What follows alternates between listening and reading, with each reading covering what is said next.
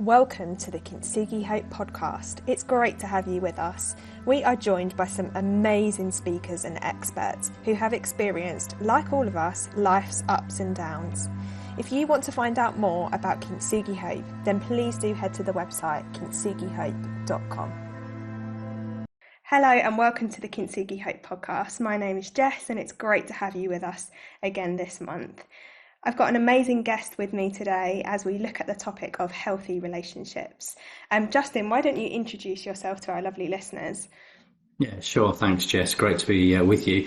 My name is Justin Humphreys. I am Joint Chief Executive at 318, which is an independent Christian safeguarding charity. Amazing. And you're also an author as well of 2 books now, I believe. This is true, yes. So my first book, co-authored with Dr. Lisa Oakley, is called Escaping the Maze of Spiritual Abuse, Creating Healthy Christian Cultures. And my second book, which was released more recently, is with Simon Barrington, and it's called Just Leadership, Putting Integrity and Justice at the Heart of How You Lead. Wow, amazing. So healthy relationships is obviously, and healthy cultures and healthy ways of leading is a really important topic to you, based on the work that you do and the kind of the books that you've written and the work that you champion. Why is that such a big topic for you? Why is it so close to your heart, and why have you spent a lot of your time looking into that? I suppose it's similar to many people who find themselves in maybe slightly unusual lines of work, and that it's a combination of personal experience, strongly held belief, and a sense of calling. So all of those things for me coming together in one place have led me on a very interesting journey to get to this point. My background was in children and family social work, and from there various roles in local authority and then charities, and I've now been with 318 for 12 years, so quite some time. But all of that really sort of given a foundation from my own personal experience, really. So having been brought up in a rather chaotic family environment, lack of security, stability, abuse and harm, adopted then into a Christian family, provided with all of those things that had been missing to that point. And then having experienced the injustice of childhood abuse myself, right. All of those things coming together to really give me a sense in which maybe I have a contribution to make here, and inviting God to take me on a journey, and then God reminding me of some things that I told him that I'd forgotten, and then you find yourself in a job like this. That's amazing. So what does a day-to-day as a safeguarding charity CEO look like? Like, what do you spend your time doing? Well, I mean, it's hugely varied, and I guess that's one of the things that I love about the work so much, that although there are some typical things which are, fairly everyday, there are different things which happen, different people to connect with, different issues to wrestle with. People, whether they be organisations or individuals, just requiring support, advice, guidance, another person to share a thought with, around this whole topic of creating safer places. So the great thing is that we have the real privilege to walk with over 10,000 organisations currently, all of whom to some extent or another are looking at what safer places look like in their context. And we just have that ability to help them on that journey, to understand what that might be. What are they doing that's great? What are they perhaps not doing that we've seen work well in other places, so we can help them build the bridge and transfer that knowledge. So although much of the work is challenging and heartbreaking, frankly, it's just such a blessing and a privilege to be a small part of some of that stuff. Absolutely. Yeah. And so I guess healthy relationships, which is the topic we're going to look at, it's not necessarily like just healthy marriages or healthy dating, which is what we can often think of when we hear that word. But actually, we all have so many different types of relationship, and they all have different things that are associated with them in which they need to be a healthy relationship. So I guess kind of taking relationships very broadly, what would you say are the, I guess, top 3 things that any relationship, whether it's a working relationship or a personal relationship or a community relationship, that need to be in place for that to grow and flourish into a healthy one? Wow, just to pick a top 3. Well, let me suggest 3 so I don't forget, and then I can come back to them and perhaps say a little bit more. So trust, respect, and honesty. Those are 3 things which I think are absolutely key, whatever the relationship looks like.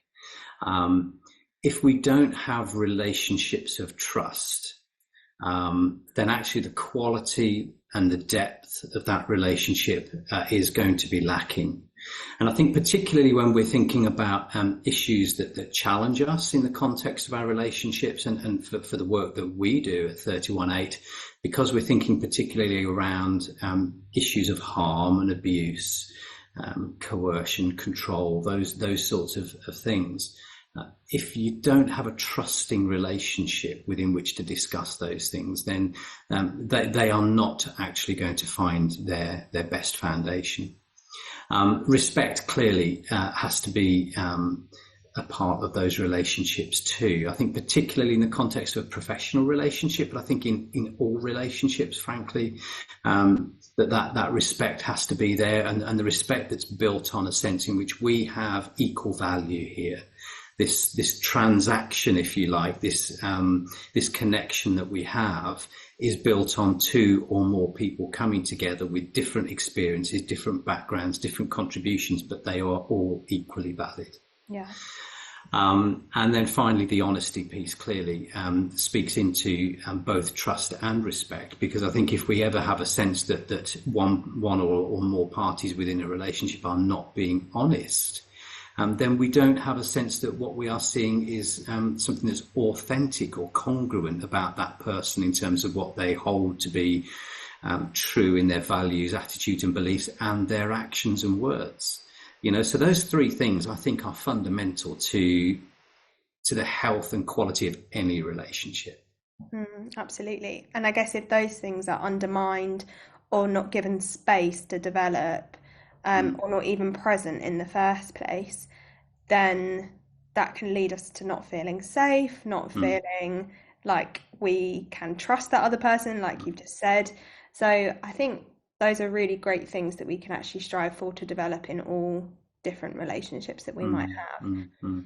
I guess moving to the other end of the spectrum, because in order to have a healthy relationship, there are also things that maybe if they were present, they would mean that a relationship could become negative or unhealthy. And obviously that's a really tough place to be, like, let's just say that as it is, like, whether you have experienced a negative or unhealthy relationship in whatever form, that can be really, really, really difficult to kind of cope with. I guess, what would you say the warning signs would be from your professional opinion, but also, I guess, your personal opinion from what you've briefly shared you've been through yourself, that if you were, I guess it's easier to spot them in somebody else's life, aren't they? And sometimes if a friend opens up to you, you can go, that doesn't sound super healthy. And it's always easier to spot in maybe somebody else's life. But what would you say those warning signs could be, Justin? Well, again, I think that there could be quite a few, but I'm always reminded of the guidance that we get from Scripture about preferring each other's needs above our own. And when we get to a point where relationships seem to be one-sided, rather than a genuine mutual sharing, a give and take, an equal balance. That piece that we were talking about around respect being a full acknowledgement of inclusion and equality within a relationship. Once that balance starts to be affected, we can start to see other issues and difficulties arise. So once the selfishness puts repeatedly one person's needs over the other, that's problematic. And I think we have to be clear, don't we, that none of us are perfect. We need to challenge that myth of homogeneity, as Lisa and I have discussed it on many occasions and found its way into the pages of Escaping the Maze. But nobody is either all good or all bad. We are a combination of both. We are all fallen people. We are capable of doing great things, and hopefully, for the most part, those things are guided by God and His Spirit. Equally, we are all capable of doing some not so good things and some pretty awful things sometimes. So recognizing that we both have that, we have that ability for both sides within our character, the extent to which we are prepared to accept that, accept loving, constructive challenge to behaviours that let's say our partner sees within us. And the moment again that we are unable to accept those things, or we're just completely oblivious to them, then again we can expect there to be issues that arise from that. But I think when we think about relationships that become harmful, unhealthy, we have to appreciate that there is both possibility for intent, but also for some of those things to be unintentional. So we are often needing to operate with grace to an appropriate extent, but never let that sense and that extension of grace from one person to another happen without an acknowledgement of risk, without the acknowledgement of aspects of relationships not being what they ought to be. So we always have to hold these things in balance. Absolutely. And I guess kind of jumping across to where maybe unhealthy relationships have been covered up because of saving face, or that person being in a position of power and there not being appropriate kind of whistleblowing policies and procedures in place. We're hearing more and more about this now, like in today's culture, of people being really brave and actually saying 20 years ago, 30 years ago, 10 years ago, 4 years ago, however, I was hurt by this person or this happened, and they're being given the resources and support they need to be able to speak about that. Do you think we're learning from our mistakes in the past as a culture, or do you think it's just getting harder to hide things because of social media and, paper trails and things being on emails instead of on letters? And, what do you think about that? Wow, that is one of the biggest questions that we face at the moment, Jess. I think so. Some people often ask, are we seeing more harm and abuse now than we saw, 10, 20, 30 years ago, or is it just a combination of those things that you've already described? And I just don't know that I have an answer to that question. What I do know is that today's society has a greater degree of acceptance in some ways, that individuals do not always behave well towards others.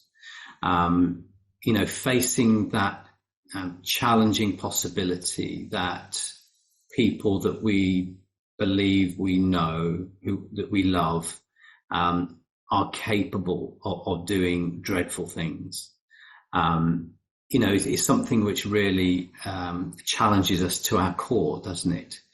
And I think we are very much seeing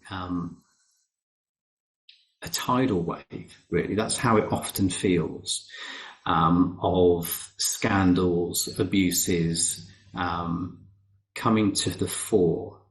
And we think, my goodness, what on earth is going on? And I think one of the things that I would say about all of that is that it is great that victims, survivors, and others are finding voice. What is dreadful is that it takes the degree of courage that it does in order for that voice to be heard, and that all too often it is not heard, to the extent that individuals and organisations will just make the situation even worse through their attempts to try and cover up, to avoid, to obfuscate responsibility. These are really, really difficult issues for us to grapple with, with church, community, and society at large. So when you ask the question, is there improvement? Is there change? Well, yes, to a degree, I think there is, but I think we are still often only at the place where we are daring to acknowledge the existence of abuses of power. Whether we are always fully learning the lessons, not always so much, because that's the difficult piece, actually. We can hear, see, be told about these things, and they may well affect us, and they should affect us. But whether we're actually prepared to be bold enough to make a change as a result, well, that's the harder piece. Yeah, absolutely. Yeah. And it takes probably just as much courage from the people that are needing to make the change as well, because that requires a huge amount of self-reflection and, to be in a place where you're like, wow, I messed up. I really need to make some changes here. And, change isn't easy. So that was brilliantly articulated. Thank you. I guess in order to develop honest, trusting, and respectful relationships, they all take time, right? All of those characteristics and those traits take time to develop. What are some really simple ways that if somebody's feeling like maybe they've just gone into a new relationship, maybe they've started a new job, or they're trying to make new friends, or whatever it is, how can you cultivate honesty, trust, and respect in that kind of really new organic way that doesn't feel like awkward, because it can feel awkward if you try too hard. So what would you say are some key ways that people can develop those? Yeah, I think that's a really good question. And one of those things that I talked about, that the trust element. Trust is really difficult, isn't it? And just as an example, new member of team here at 31A, I meet with every new member of team that joins us, and just to spend a little bit of time with them. And I was speaking with one of them not so long ago, and she said to me, I just wanted to ask you, to what extent can I push back on things? How do I know whether that's going to be received well? It's a great question. Yeah. And a great conversation followed, because essentially what she was asking was, can I trust you? Yeah. Am I safe with you to push back on things, to disagree with you, to bring that constructive challenge? And of course, my reply was totally. It's all about team, how we come together, how we relate to each other, the degree to which we feel able to fully contribute, and let's face it, we all have rubbish ideas at times. I have plenty of them. And my colleagues have to say, yeah, great idea in theory, but that's really not going to work, or whatever it might be. Even Churchill, he said, for every one good idea I have 10 bad ones. But anyway, the bottom line is, do we create that trusting environment? Do we invite those people that we are either in relationship with or wanting to be in relationship with, to be open and honest with us, but to bring honest, hopefully constructive challenge in a respectful way. So are we creating the environment ourselves? Are we modeling what we hope to see? So as our parents would probably always tell us, treat others in the way that you would expect to be treated. Mm-hmm. So modeling it is also important, and thinking about how do we recognize for ourselves whether in fact the ways that we behave and the ways that we relate to others come across in the way we think they do. And are they helpful? Are they wholesome? Do they build people up rather than bring people down? Do they give them a sense in which they are safe and trusted, or something different? So the degree to which we can self-reflect and learn about ourselves helps us then to hopefully show others it's okay. Actually, mistakes are okay. We're not always going to get it right, but let's work on this together. This is joint effort. I love that. Whatever kind of relationship we're in. Yeah, absolutely. And I love that, because that's so, it allows time for growth as well. You don't have to get it perfect to start with. And actually any relationship, as we said before, takes time, and we're all on this process. And I love the fact that your colleague felt safe to ask that question, and she was also asking, how honest can I be with you? Can you take it, or do I need to withhold some things? And that could have been because maybe in her previous job, or what, she had a situation where maybe that wasn't received maybe in the right way, and so she's learned from that, and she's brought that to your absolutely workplace. So. And that coming back to learning again, for me, giving that open invitation was part of my own learning. It's something that I reflect on in Escaping the Maze. I remember a conversation when I just started a new job, and I asked my new line manager about why we did something the way we did something, and might it work better if we did it like this? And the response that he gave me at that point has stuck with me ever since. He said to me, "We don't do bright ideas around here." Oh dear. And I remember that to this day, and I remember how I felt. I felt devalued. I felt crushed. I felt insignificant. I felt like my perspective was irrelevant. So you get to those places in life, don't you, where you think, I'm not going to be like that. So I think we all have the opportunity to learn, and it does take time. Absolutely. Wow. Thank you, Justin. It's been a really helpful conversation. And if people want to read any more about your journey in either of the books, where's the best place for them to buy from? All good bookstores, as ever. So they're both published by SPCK. I'd perhaps encourage you to get them from somewhere like Eden, if you can.